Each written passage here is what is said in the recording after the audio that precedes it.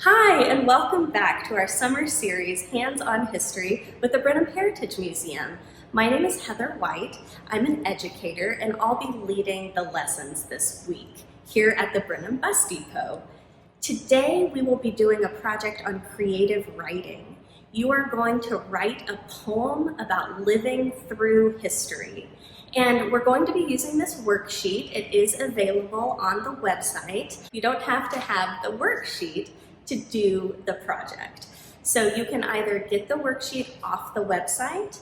We do have copies available for you to pick up if you would like to pick up a printed copy from us, or you can just follow along with the activities on scratch paper.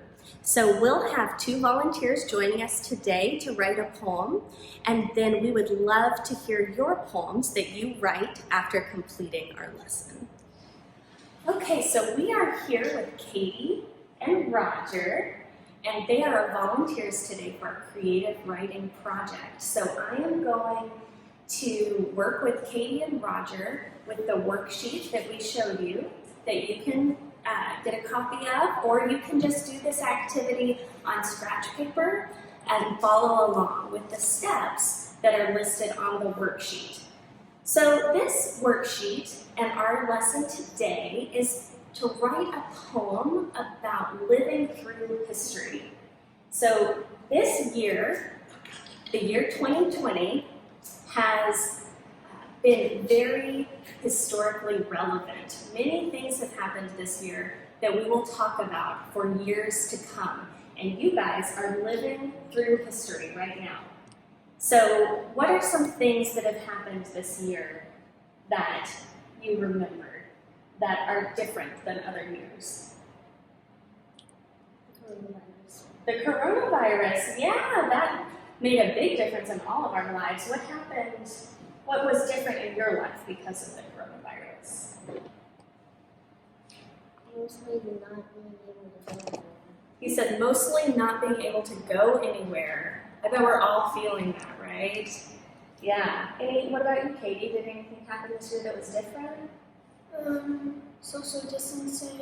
Yeah. Isolation. Social distancing, isolation, yeah, absolutely. So it sounds like Roger and Katie are both thinking about the coronavirus and having to stay home. So I think that's what we'll write our poems about today. But there are many things that have happened this year and that might still happen this year after we film this video. So you can pick any event that you've maybe seen on the news or you've maybe talked with your family or your friends about.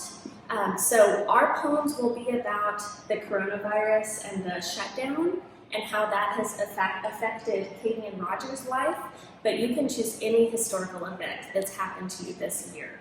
So the first step that I want Katie and Roger to do for me is, and you do this too at home, is just spend a minute and let's close our eyes. And let's think about how has our life been different because of the coronavirus, and let's just think about it. Think about maybe your school closed, you had to stay home, you couldn't see your friends, but there were fun things too, right? Like I know Roger has been playing a lot more video games and watching a lot more movies, and he thinks that was pretty great. So think about those good things that have happened too, okay? So let's just take a few minutes just to think about it. You guys got your eyes closed? Okay. So the next step that we're going to do is we're going to write in the box on the front page all the things that we thought about. And it doesn't have to be in sentences, it could just be words. So I'm gonna help Roger because he's in pre-K and he's still learning to write. And Katie's gonna write her own words. All right, so Katie, can you write down all the words that you thought about? And Roger, want to tell me what you wrote down, what you thought about? Okay. So Roger and I have come up with our list of words, and Katie is still working on her list of words, and you can spend as long as you want working on filling up your box with words. So you might even need another piece of paper to write down all the words and phrases that you thought about. So we're going to let Katie keep writing, and Katie, take as long as you want. No rush. But while Katie keeps writing, I'm going to tell you about the next step. So what we're going to do next is use all of the words and phrases that we came up with to make a poem. So this is the material that you are going to use to build your poem. So if you look on the back of your page, you have an option. Do you want to write a free verse poem, or do you want to write a haiku? And you can do both. A free verse poem doesn't follow any rules. So it doesn't have to rhyme, it doesn't have to have a pattern, it doesn't have to do A, B, A, B. It can follow any format that you want. So you can write a free verse poem, or you can write a haiku. Now, if you've ever written a haiku before, you'll know that a haiku has 17 syllables that are divided into 3 lines of 5, 7, 5. And so you'll see on the back of your worksheet, you have space to write a free verse poem and you have space to write a haiku. Now, we're only asking you to write 1 poem today, but you could write 2. You could write both. We would love to see that. So you choose which one you would like to write, and you can read about the definition. And then I'm going to use Roger's words that we came up with together to write these poems. Roger and I have finished working on his poem together, so we used the words that he came up with on the front side of his worksheet after he closed his eyes and thought about how this year has been different and the things that he's lived through this year, historical events, and he chose the coronavirus shutdown. And so we took those words that he wrote and we rearranged them into a free verse poem. So remember, it doesn't have to follow any rules, it doesn't have to follow a pattern. You can repeat the words, you can rearrange the words. And so Roger asked me to repeat some words, and he picked the phrases and the words that he liked best from the front page. So can I read your poem, Roger? Okay. So Roger's poem says, video games, video games, video games, video games, video games. Not seeing other kids. Mad, mad, mad, mad, mad. Sad, sad, coronavirus. It's a really good poem, Roger. It's good.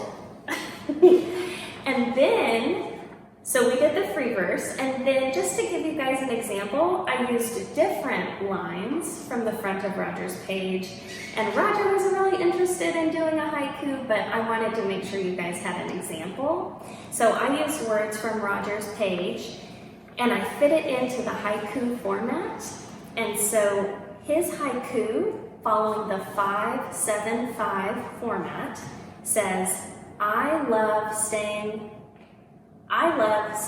home, watching movies in my bed, mad, sad, scared, angry. So a haiku is going to be shorter, or your free verse could be short too. Your free verse could be 3 lines. But you can see how you can use either of those formats to write poems that are very different using the exact same material that you came up with to build your poems. So in just a second, we'll hear Katie's poems as well. And remember that everyone's poem is going to be different, and we would love to read the creative writing that you complete doing this project.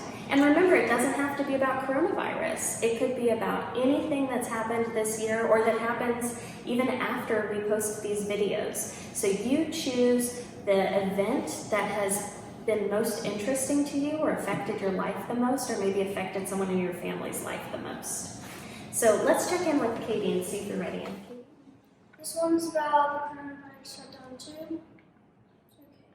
Okay. COVID-19 begins in self-isolation, sleeping late and staying up till 12 a.m., having Google Meet classes and terrible news. No more road trips and no more going out to eat. Playing board games and watching Marvel Studios all night. That was so good, Katie. Good job. So write your poem at home and share it with us. We want to read what you write. Well, thank you guys so much for joining us today for our creative writing project. We can't wait to read what you've written. And tune in, we're going to have a series of videos. This is one of many lessons that you can do with us, and each lesson will be different. So come back, check our other videos, and Katie and Roger will be here. We'll have some other kids volunteering with us to give us examples so that you can do these projects at home too. So we'll see you next time, and can we all wave goodbye and say thanks for joining us? Say we'll see you soon. See you soon.